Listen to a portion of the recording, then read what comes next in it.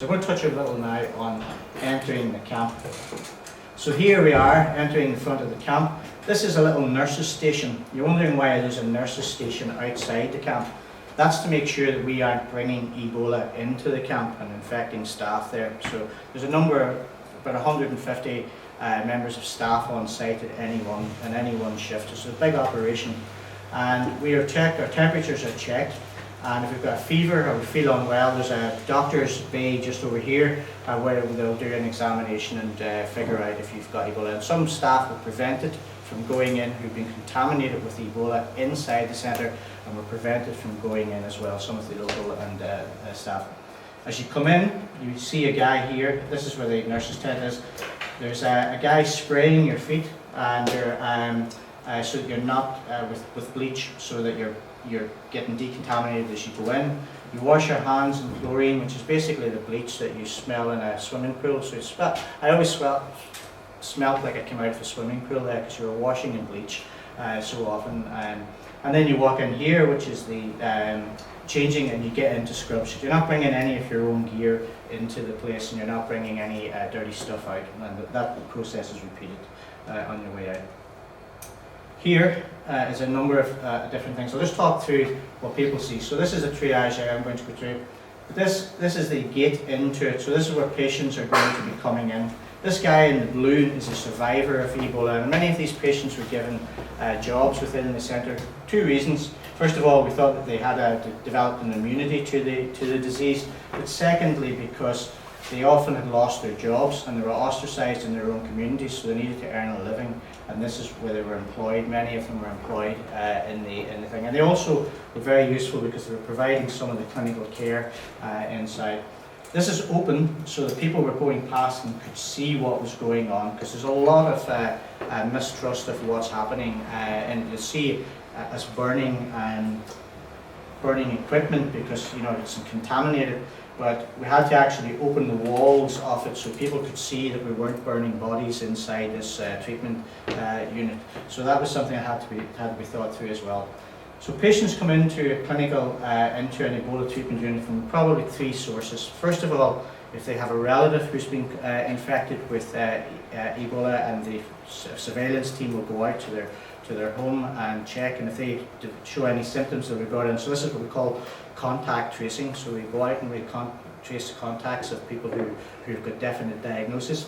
Secondly, there is community surveillance. So there's people looking and healthcare workers out in the communities, seeing if there's any new hotspots cropping up, people becoming infected.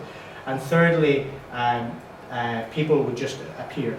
They would just turn up. They would turn up draped over the front of a motorbike or in the back of a taxi, and then you had a problem, because once if they come in and you diagnose them with Ebola, you have to try and trace that person who brought them in as well. So there's a lot of contract tracing going on to try and manage this outbreak over there. This is an interesting. This lady's coming in the back of a truck.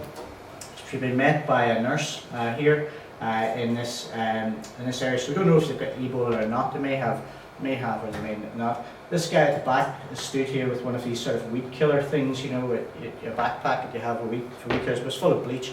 And his job is to spray anything that she might touch, and also if she's sick or anything, to spray the vomit, because he's not completely covered, as you can see.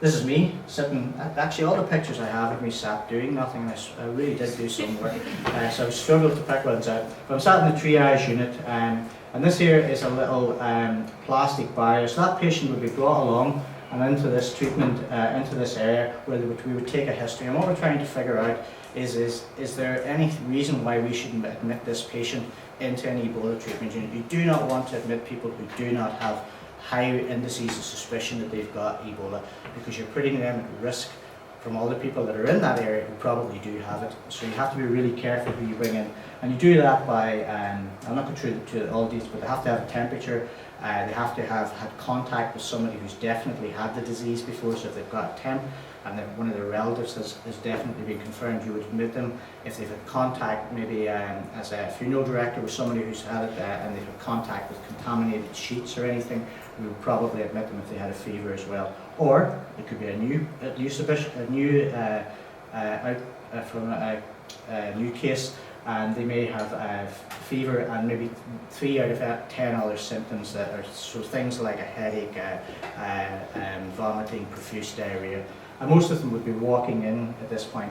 This little plastic thing here has been put up as a plastic barrier, like plastic sheeting, glass type sheeting, and it was put up because so the one thing that you need here is distance between you and a patient. So you're quite. I'm just sat in my normal scrubs. That's quite safe. If I put 6 feet between me and somebody with Ebola, I'm not going to get the disease unless they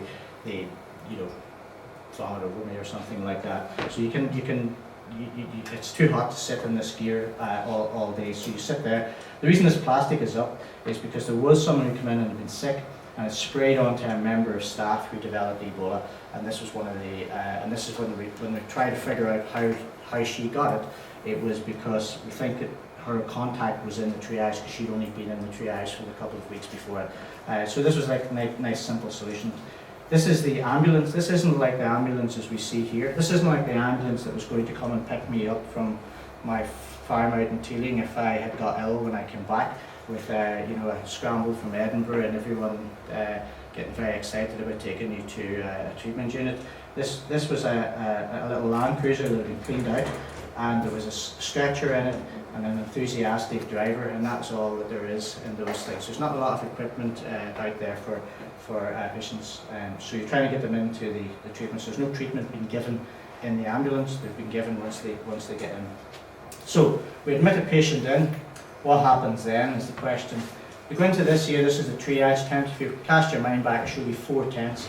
And you have to then diagnose whether they definitely have it. How you diagnose it is by doing a blood test that will confirm the presence of Ebola virus. So the typical path for a human being is within about 7 days, about a week, you develop a headache, a fever, some tiredness. Within about 2 or 3 days after that, you get a very high fever and vomiting of blood and very flat behaviour, and then it gradually gets worse. And from this period here, where you're becoming quite sick, so people can be walking in, and within a day or two, they can be comatose and needing a lot of attention and care. And really, I'll touch on that in a second. But this here, some of these patients, about a third of them or so, won't have Ebola at all. They will have maybe malaria, or they may have meningitis. You've got a problem then, because you really want to get them out as quick as you can, but you've nowhere to send them. There's no secondary referral hospitals don't really want to take patients who've been in an Ebola treatment unit, so you have to do a lot of negotiation to try and get people cared for in a proper hospital. And we had MSF paid for beds in a local hospital for patients that have been discharged from here. This little grey thing here is a shower unit, so everything that they brought in with them is either bleached or destroyed, and the clothes and all are destroyed. The only thing that they could take out was their mobile phone if it had been bleached. They're quite hardy, these little Nokias actually. They get really bleaching. I don't think my fancy Samsung could do that now. So a patient gets admitted, then what happens? We go in and we get ready to see the patient in the convalescent, in the critical tent. So we would move them into another area. And this is us getting ready. You always have a buddy, Pete, here helping me get ready. My head was very shiny then actually when I look at that. So yeah, I'm getting very ready there. So it's very, very hot. It's probably 30, 35 degrees. So you have to be absolutely certain that you've got everything planned before you go in, and you're ready to to get knowing what you're doing really. So they would help you get ready, to check that there's not any stitch of you at all that's left exposed to the outside surroundings. You wear wellies, you have scrubs on underneath, you have 2 pairs of gloves on, you have this big rubber apron, a very hot, this is sort of a plasticky substance, So within a few minutes you're completely drenched with sweat. You know, you heat up very, very quick in it, and your goggles and stuff messed up. So it's quite a high risk area a day, and none of them for more than an hour. If you manage in an hour, you've done pretty well. And as I mentioned, we have here someone. This is me sitting in the tent, looking across into the high risk area, and you'll notice that there isn't an awful lot of equipment in here. There's no resus equipment in an Ebola treatment unit. Your resources are pretty limited. The best that you will be able to do is provide intravenous fluid, but most of the care that you will provide is palliative care. You are trying to replace fluids, you're trying to stop the diarrhea and vomiting, and if someone has an infection, you can give them antibiotics and you can give pain relief. That's about as much as you can do in that environment, and it's pretty basic. You know, these tents you can touch on it. This is quite an ingenious little thing. So whenever we go in here, we plan what we're going to do. We'll know, Steve, you're going to Joe in bed 1, and your job is to put in an infusion, and these 2 nurses are coming with you, and so we know exactly what you're going to patient in bed 2. He's not been well. We need to make an assessment if he needs more pain relief or something for his temp or whatever.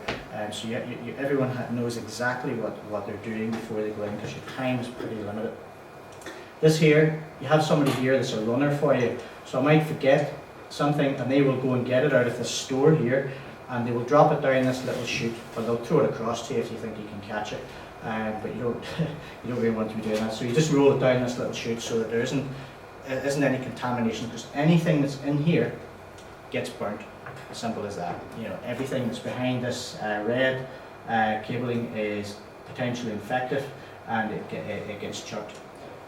This is us assessing a patient. I'm standing, it tells me again with my eyes, and we are looking at the patient here. So we pretty much know what's going on, and you're working in a pair generally. There's generally 2 of you working together, so you have a buddy that's looking out for you. Okay. You get prepared, as I mentioned, before you go in. Everybody's testing, checking who's going to be doing what. This is the only time you're allowed to touch anyone, is when you're in the gear. So that's pretty good. And as I mentioned, it's very hot. This is a Canadian doctor who's coming in. He'd been in. This is his first time in PPE. He'd been in for 10 minutes, and that's how hot he looked.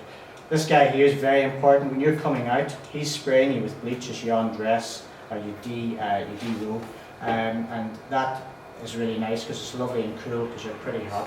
So that was always a pleasant experience, and you're ready to come out by then.